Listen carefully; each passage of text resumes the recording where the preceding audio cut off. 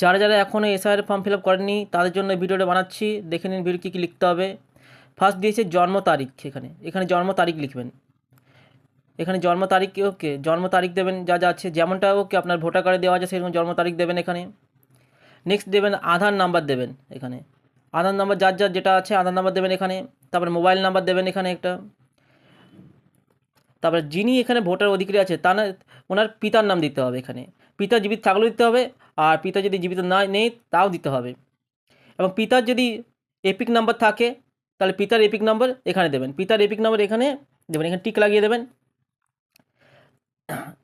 তাহলে যদি কারোর পিতা যদি না দিচ্ছে অভিভাবকের নাম, অভিভাবক বলতে যার মাতা পিতা নেই, সে অনাথ হয়তো তখন তাকে অভিভাবকের নাম দিতে হবে। এবং এটা ডিপেন্ড করছে প্রত্যেকটা বিএলও আলাদা আলাদা কিছু রুল সিস্টেম আছে।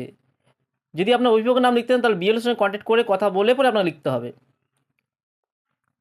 মায়ের নাম, সবাইকে মায়ের নাম নিশ্চয়ই জানাতে হবে, মায়ের নাম লিখে দেবেন, জীবিত থাকলেও লিখতে হবে, ওকে, আর জীবিত না থাকলেও লিখতে হবে। মায়ের এপিক নাম তাহলে লিখবেন এখানে, নয়তো লিখবেন না।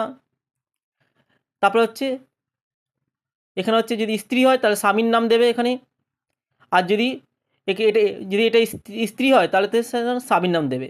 তাহলে কি বুঝতে পারলাম কি বললাম? যদি এখানে স্ত্রী হয় সে স্বামীর নাম দেবে, আর যদি স্বামী হয় তাহলে স্ত্রীর নাম দেবে। আর যদি কোনো অবিবাহিত ছেলে বা মেয়ে যদি হয় তার স্বামী স্ত্রী থাকবে না তাহলে কিছু নাম দেবে, তখন এই জায়গাটা খালি দুটো রেখে দিতে হবে, এই দুটো জায়গা দুটো খালি রেখে দিতে হবে। আপনি যদি 2002 যদি ভোট দিয়ে থাকেন তাহলে এই ফর্মটা ফিল আপ করবেন। 2002 যদি ভোট দেওয়া থাকে তাহলে ওকে এই জায়গাটা ফিল আপ করবেন। যারা 2002 ভোট দিয়েছে, ভোটার লিস্টের নাম আছে, তারা কী করবে, 2002 যেমন নাম আছে সেরকম লিখতে হবে। নির্বাচকের নাম এখানে লিখবেন, না আপনার নাম লিখবেন এখানে 2002 ভোট দিয়েছেন।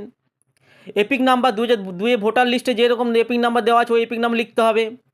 আত্মীয়ের নাম, এই আত্মীয়ের নাম ঘরে কনফিউজ আছে, আত্মীয়ের নাম অনেকের স্বামীর নাম দেওয়া আছে, অনেকেরই আরও বাবার নাম দেওয়া আছে। 2002 ভোটার লিস্টে যে লিস্ট যেখানে আছে ওই আত্মীয়ের নাম যা যা আছে ওখানে আত্মীয়ের নাম, বাবার নাম লিখবেন, স্বামীর নাম তাহলে স্বামীর নাম দিতে হবে।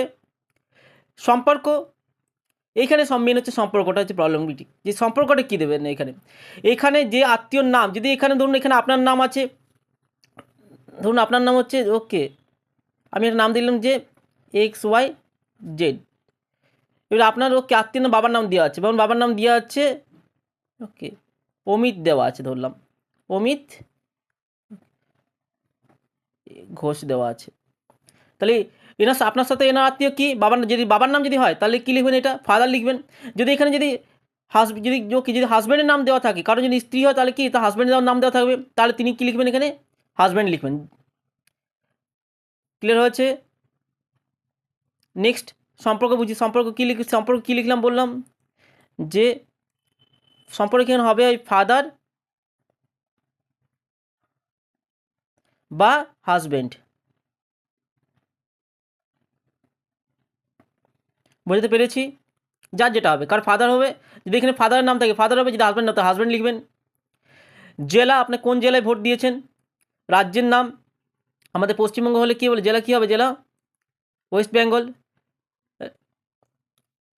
রাজ্য যাকে আমাদের জেলা হচ্ছে কী বললাম আমাদের জেলা হচ্ছে ওয়েস্ট, ওকে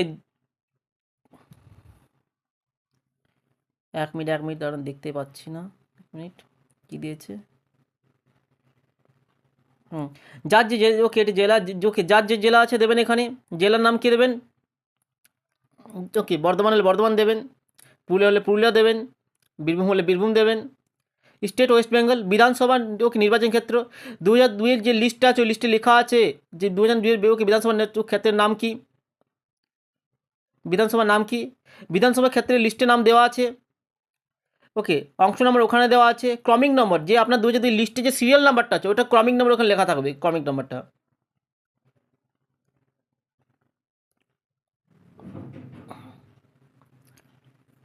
এবার যারা 2002 ভোট দেননি, যারা 2002 ভোট দেননি তারা কি লিখবে, তারা এখানে নিশ্চয়ই ধরুন এখানে বাবার নাম লিখতে পারেন, যে কোনো ওকে আত্মীয় লিখলেই হবে, যে কোনো আত্মীয় যা 2002 ভোট দিয়েছে সে আপনার বাবা হতে পারে, মা হতে পারে, কাকু জেঠু হতে পারে, যে কোনো হতে পারে, তার নাম লিখবেন, তার এপিক নাম্বার লিখবেন। এবং 2002 ভোটার লিস্ট দেখে ওখানে যে নামটা থাকবে ওই আত্মীয় নামটা লিখতে হবে ওখানে। ধরুন আপনি যদি আপনি বাবার নাম লিখেন,